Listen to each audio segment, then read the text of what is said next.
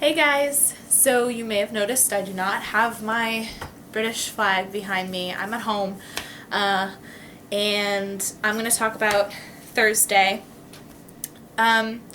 New stuff happening at Lucy Addison.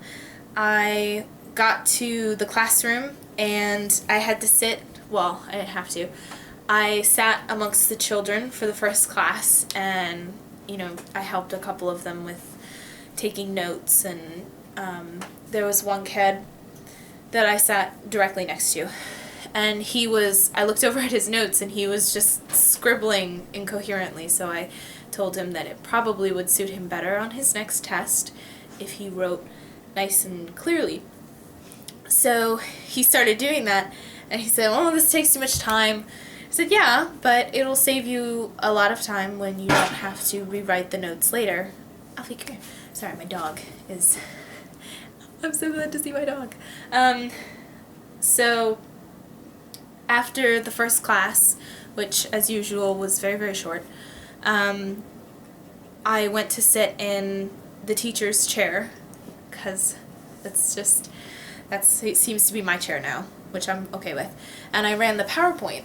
I didn't get to talk at all during the PowerPoint, and they were doing Native Americans, which is a subject that is very close to my heart because my dad is Native American, and so are my grandparents. And so he was talking to them about the Battle of Little Bighorn and stuff like that, that era of history.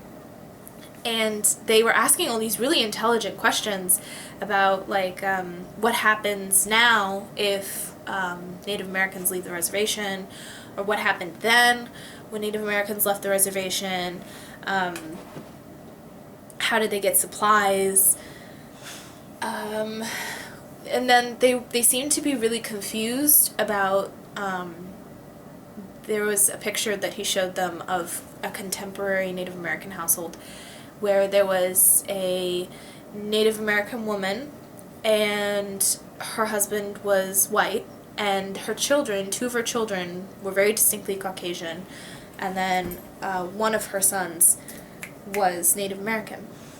And they were very confused by that because they didn't understand how, sometimes it just skips a generation, and sometimes it just skips a couple kids. So I'm of the belief that if my parents had kept having children after my brother and I, they probably would have gotten a much tanner child. But they just got us. So they were asking all these really intelligent and pretty fascinating questions, and he kept responding with, "I don't know. I don't know. That's not important. It's not on the test." I know I've said this before, but I'm not a huge fan of his teaching style, and while I like him as a person, he seems like a really nice person, and it's obvious he actually cares about the kids, even if sometimes he's a little bit iffy on that. It was just unfortunate to me that he was not really making an attempt. He wasn't saying, "I'll find it out and we'll talk about it next class." He was just saying, "I don't know, it's not important, it's not on the test." Which I understand from an objective viewpoint that, yeah, he has a curriculum to stick to and he has to cover all this absurd amount of material before their next test, but at the same time, if the kid wants to know something and if they are brave enough to raise their hand and ask a question, then you should probably make an attempt to find it out and then share it with them as a reward for asking questions and being curious and having an inquisitive nature. That's something that should, in my opinion, be encouraged in children, especially in 7th graders who are about to go into high school pretty soon, sooner than they think. And high school is just a carnival of horrors, and it's terrible. And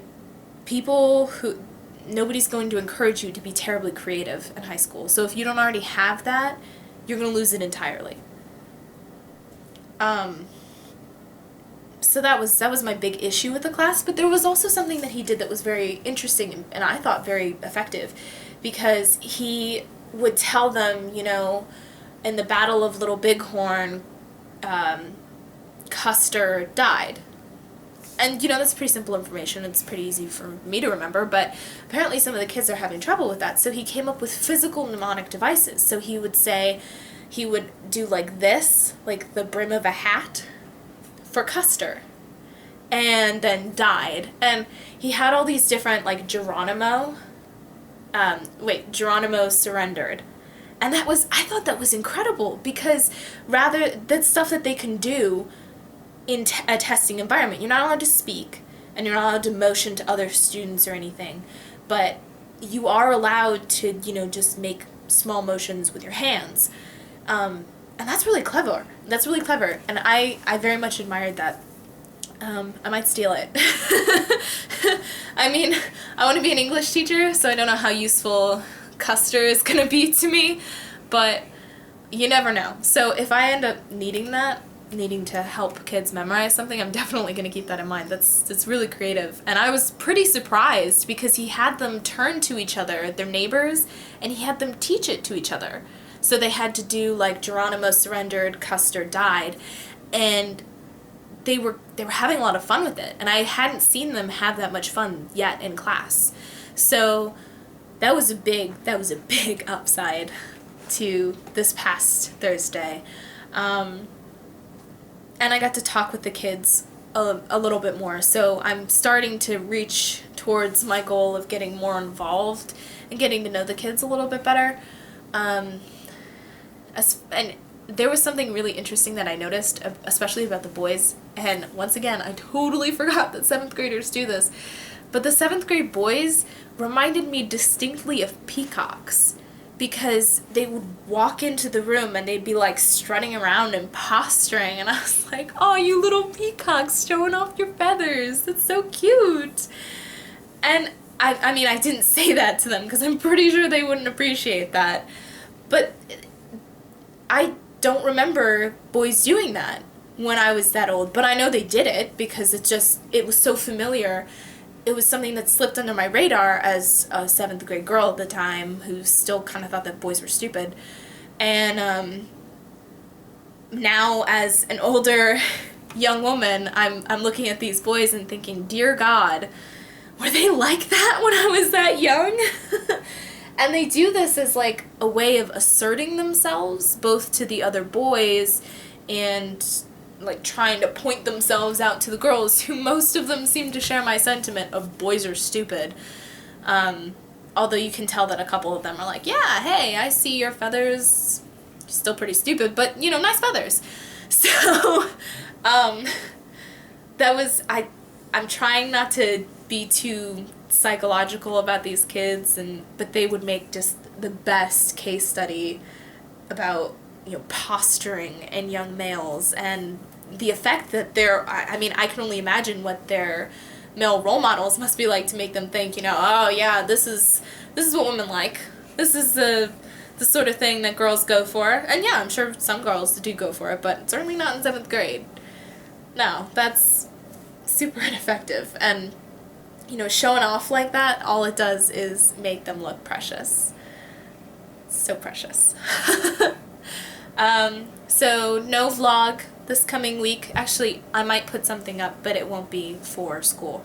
So there, yeah. But because fall break, I'm at home. Alfie, be nice. So he's eating my carpet. Yeah, so hope everybody has a nice break. I will see you all in class. And I think that's about it. Oh, also, the sign-in thing, getting less weird. The whole, you have to have a badge, and then when you have to, take your picture, and then when you come back, you have to scan your badge, and then you have to throw it away in the office, because I'm not sure why. Getting less weird, and I don't know if that's a good thing or a bad thing, because I still think it's a little bit much. I mean, you can never be too cautious when it comes to children, but at the same time, it seems a little extreme. So, we'll see. We'll see how the ongoing war with sign-in turns out. And as always, my goal is to become more active in the students' lives and just to get to know them a little bit more, because I'm spending all this time in their classroom and I hardly know anything about them except that the boys are acting like 7th grade boys and the girls really don't care. Oh, and in the first class there was a problem student apparently, and I think I know who it was, and now they're not there anymore. There's a story behind that and I can't wait to find it out. It's like a mystery. So, see you guys after fall break. Have a safe time. Have a fun time.